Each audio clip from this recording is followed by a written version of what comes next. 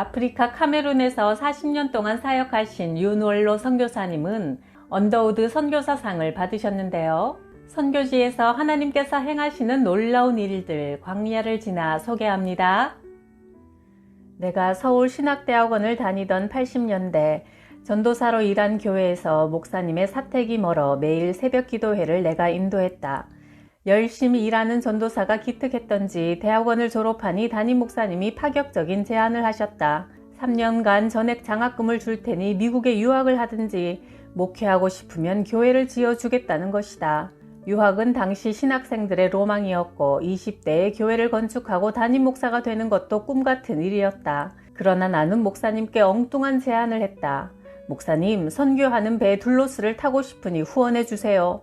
목사님은 쾌히 2년간 후원해 주셨다. 둘로스를 타기로 한 것은 유럽 및 아프리카 20개국을 구경하고 앞으로 넓은 시야로 목회하자는 생각에서였다. 80년대는 해외여행이 제한받던 시기라 여권 발급이 매우 까다로웠다. 몇 달 후 어렵게 여권이 나오자 감격 속에 축 여권 발급 감사 예배 현수막을 걸고 예배를 드릴 정도였다. 그처럼 어렵게 받은 여권으로 생애 처음 비행기를 타고 경유지인 태국 방콕에 도착했다. 정신없이 시내 관광을 하며 돌아다니다 숙소에 오니 여권이 없었다. 대사관에 찾아가니 담당자가 북한 공작원들이 한국 여권을 입수해 사용하는 사례가 많으므로 여권을 분실하면 임시 여행증을 받아 즉시 한국으로 가야 합니다 했다.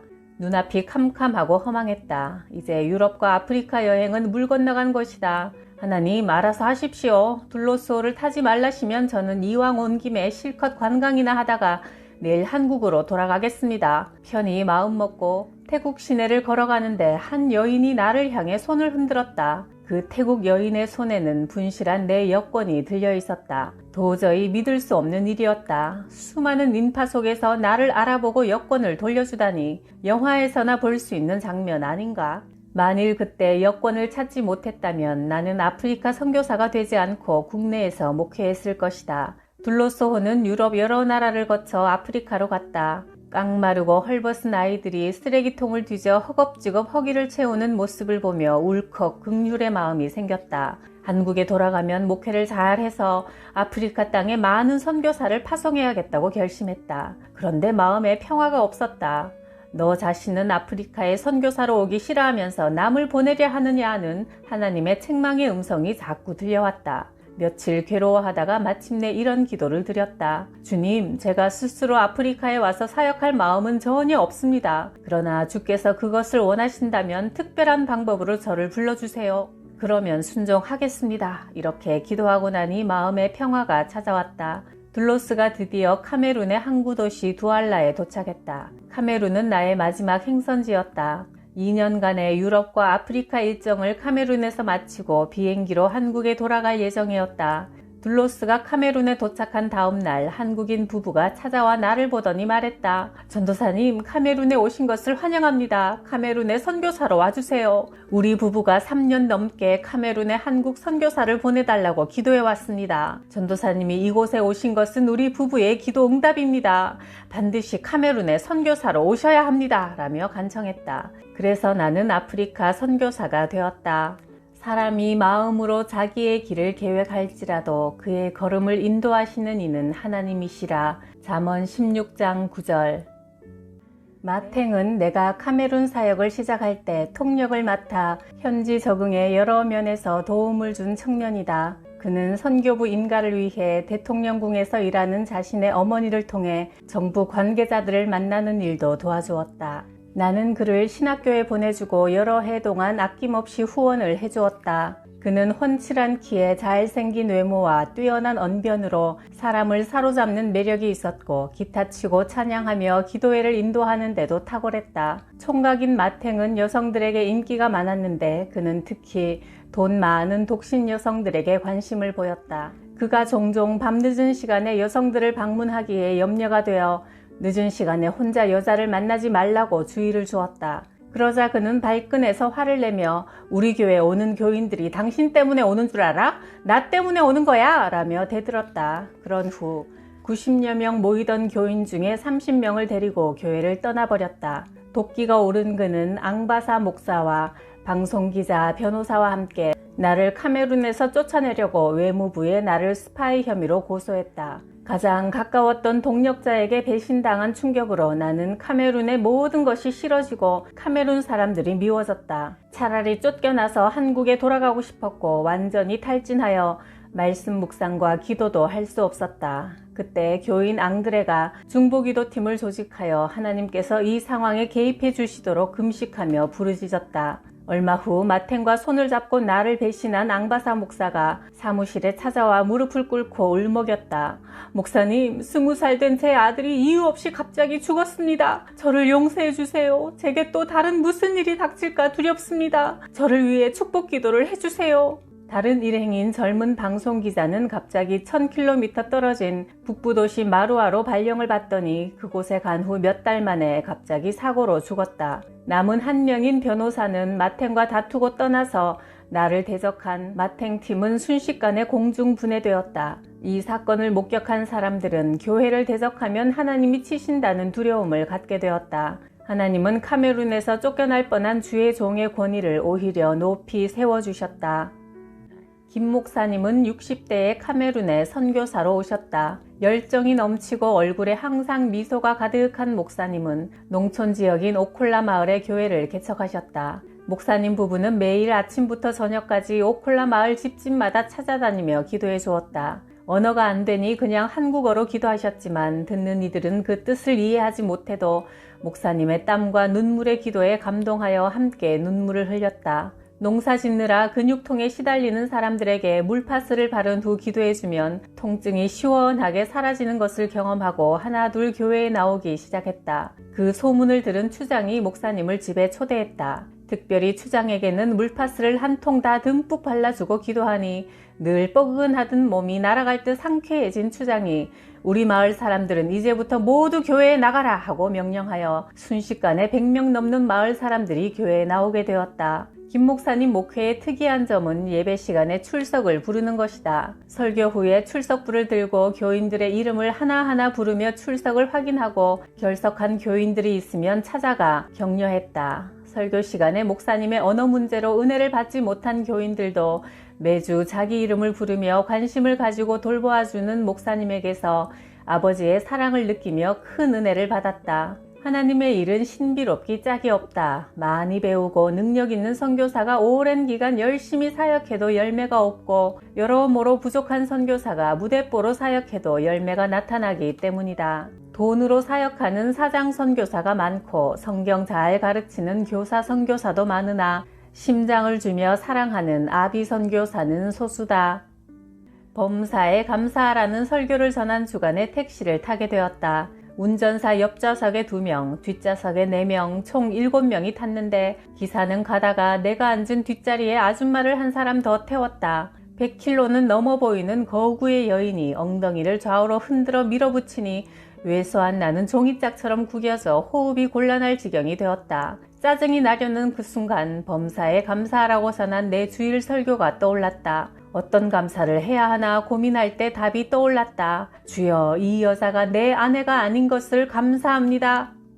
내 동력자 리고베 목사가 동부도시 요카두마에서 수도 야운데로 오는 차표를 사러 버스터미널에 갔더니 마침 자기 집에서 2달을 함께 머물며 생활했던 절친이 표를 팔고 있었다. 그런데 이 친구가 리고베 목사는 제쳐두고 다른 사람들에게만 계속 표를 팔았다. 리고베 목사가 화가 나서 야, 빨리 표 줘! 하고 재촉하려는데 성령께서 가만히 기다리라고 하셨다. 리고베 목사가 타려던 차는 떠났고 다음 차표 판매가 시작되자 그 친구가 말했다. 미안해. 내가 이상하게 너한테 표 주는 것을 깜빡 잊었어. 하며 제일 좋은 앞좌석을 주었다. 뒷차를 타고 1시간쯤 가니 길에 사람들이 모여있고 통곡 소리가 요란했다. 리고베 목사가 원래 타려던 앞차가 도로를 벗어나 밀림 속으로 처박혀 12명이 사망하는 큰 사고가 일어난 것이다. 리고베 목사 입에서 주여 감사합니다 소리가 터져나왔다. 리고베 목사가 밀림 지역 교회들을 방문하고 밤길에 35인승 버스 운전석 옆자리에 앉아 두알라에서 야운데로 올라오고 있었다. 맞은편에서 오는 큰 트럭에서 뿜어내는 매연이 시야를 완전히 가린 순간 리고베 목사가 다급하게 예수님 구하소서를 2번 외치는 중 쿵 하는 둔탁한 소리가 귓전을 때렸다. 잠시 후 깨어나 보니 옆에서 운전하던 운전사는 죽은 채 리고베 목사 어깨에 기대어 있고 뒷좌석에 앉은 여인은 충돌의 충격으로 솟구쳐 올라 앞유리를 들이받고 머리가 심히 찢어진 채 리고베 목사 무릎 위에 떨어져 있었다. 차 안팎 도처에 선혈이 낭자했다. 아비규환 중에도 리고베 목사는 손가락 하나 다치지 않고 자신의 가방 2개까지 찾아 나올 수 있었다. 왜 하나님은 리고베 목사를 특별히 보호하실까? 그는 카메룬의 교회 없는 마을에 100개 교회를 개척하는 우리 팀 책임자다. 오토바이로 밀림 지역을 끊임없이 돌며 교회를 세우고 세운 교회를 돌보며 성장시키는 열정에 불타는 전도자다. 그가 없으면 카메룬의 교회 개척 사역은 큰 타격을 입는다. 그는 하나님께 없어서는 안 될 사람이다. 하나님은 열정적으로 복음 전하는 자들을 특별히 돌보신다. 이웃나라 콩고 출신 앙드레는 콩고 정부 국비 장학생으로 5년간 러시아에 가서 유학한 인텔리다. 다시 캐나다로 유학하려고 콩고에 있는 캐나다 대사관에서 비자를 받기 위해 카메룬에 오게 되었다. 한 달을 지루하게 기다리는 동안 크리스천들이 모이는 기도회가 있다는 소문을 듣고 호기심에 참석했는데 기도회 중에 환상을 보게 되었다. 노란 얼굴의 한 아시아인이 나타나 앙드레 이리 오라 하며 불렀다. 기도회에는 수많은 사람들이 참석했기에 앙드레는 자기가 아닌 다른 앙드레일 거라고 생각했다. 그러자 그 아시아인은 로고스 배를 탔던 앙드레여 이리 오라 하고 구체적으로 그를 지목해 불렀다. 앙드레는 선교배인 로고스호에서 1년 동안 사역했었다. 그가 깜짝 놀라 자리에서 벌떡 일어나 아시아인에게 다가가자 그는 함께 일하기 전에 먼저 검사를 해야겠다며 앙드레의 무릎을 만져보더니 됐다 나와 함께 일하자 하는 순간 환상이 끝났다. 다음 날부터 앙드레는 환상에서 본 그 아시아인을 찾아다녔다. 그러다가 마침내 우리 교회에 오게 되었는데 그날은 수요 찬양 예배가 있는 날이었다. 그는 나를 보고 소스라치게 놀랐다. 환상에서 보았던 바로 그 아시아인이었다. 나는 낙타 무릎이라는 제목으로 그날 설교했다. 야고보 사도가 죽은 후 제자들이 시신을 씻기려고 보니 그 무릎이 굳어져 마치 낙타 무릎같이 되었습니다. 낙타가 항상 무릎 꿇고 앉는 것처럼 야고보도 기도하며 무릎으로 살아서 초대교회의 모든 핍박을 이기고 승리했습니다. 이 설교를 듣고 앙드레는 환상 속에서 아시아인이 왜 자기 무릎을 만졌는지 깨달았다고 간증했다. 후에 목사가 된 앙드레는 내 사역을 기도로 돕도록 부르심 받았다고 확신하며 매일 첫 1시간은 오직 나를 위한 기도에만 집중한다. 내가 다른 나라의 목회자 세미나를 인도하러 가면 내가 돌아오는 날까지 금식하며 기도한다. 낙타 무릎을 가진 귀한 기도의 사람 앙드레를 동력자로 보내주신 하나님께 감사드린다. 한 새신자가 우리 교회에 등록한 후 이런 말을 했다. 목사님, 제가 지난 6년 동안 시내 큰 교회들을 방문하여 예배드렸는데 목사님들이 하나님 말씀을 제대로 전하지 않아 계속 교회를 옮겨 다녔습니다. 그런데 여기 와서 성경 말씀이 가감없이 선포되는 것을 듣고 은혜를 받아 이제 6년간의 교회 방황을 끝내고 이 교회에 정착하려고 결심했습니다.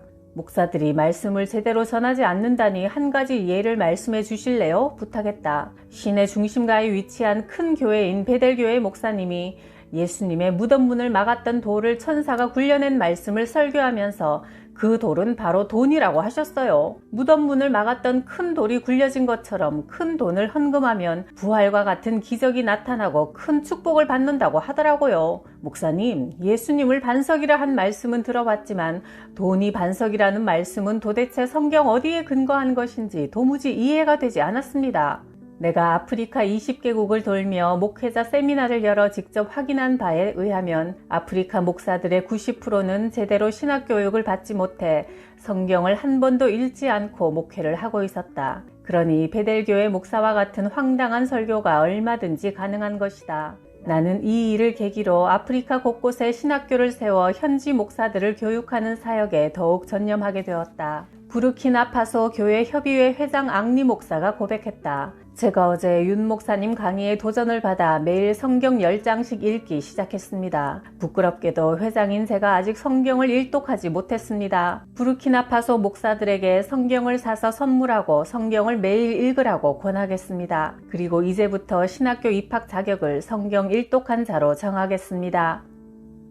차드 사람 아슬로는 해외 유학을 한 지식인으로 차드 미국 대사관에서 일하며 상당한 보수를 받았다. 그는 교회 생활에 열심히 특별하여 신학을 하여 사역자가 되라고 내가 여러 차례 권유했지만 그는 거절했다. 제 아버지가 평생 가난한 목사로 사시면서 고생을 많이 했습니다. 저는 그래서 그냥 평신도로 섬기면서 아버지처럼 고생하는 목회자들을 돕겠습니다. 그런데 순탄하던 그의 삶에 고난이 찾아왔다. 아내에게 산고가 와서 그녀를 업고 병원으로 달려갔으나 아내가 해산 직후 죽었다. 처가 사람들이 아기를 자기네가 키우겠다고 갓난아이를 안고 힘든 장거리 여행을 한 탓에 아이마저 죽고 말았다. 아슬로는 하나님께 왜 내게 이런 고난을 주십니까? 부르짖으며 힘든 시기를 보냈다. 내가 카메룬에서 매년 진행하는 4박 5일 성경 통독에 그는 하나님의 뜻을 알고 싶다며 참석했다. 마지막 날 요한계시록 마지막 장을 끝내고 모두 일어나 찬양할 때 갑자기 어디선가 괴성과 통곡 소리가 났다. 양복에 넥타이를 맨 점잖은 아슬로가 성전 바닥을 뒹굴며 가슴을 쥐어짜는 통곡을 했다. 나는 순간 아슬로가 악령에 사로잡힌 줄 알고 당황했는데 그가 울음을 멈추고 강대상으로 올라와 이런 간증을 했다. 나는 어려서부터 남자는 울면 안 된다는 교육을 받고 자랐습니다. 그래서 아버지가 돌아가셨을 때도 아내와 아이가 죽었을 때도 나는 이를 악물고 울지 않았습니다. 내 생에 울어본 기억이 없습니다. 그런데 성경을 통독하는 동안 울음과 관련된 구절들이 내 눈앞으로 튀어 올랐습니다. 성경은 눈물과 울음과 통곡으로 가득했고 성경의 위인들은 눈물의 사람들이었습니다. 내게 눈물을 허락하신 하나님께 감사합니다. 이 경험을 통해 아슬로는 신학교에 갔다. 차드에서 신학교를 마친 그를 나는 한국으로 유학 보냈다. 그는 서울신학대학교 역사상 외국인 최초로 구약학 박사학위를 받았고 현재 카메룬 신학교에서 강의하며 또 선한 목자교회를 개척하여 목회를 병행하고 있다.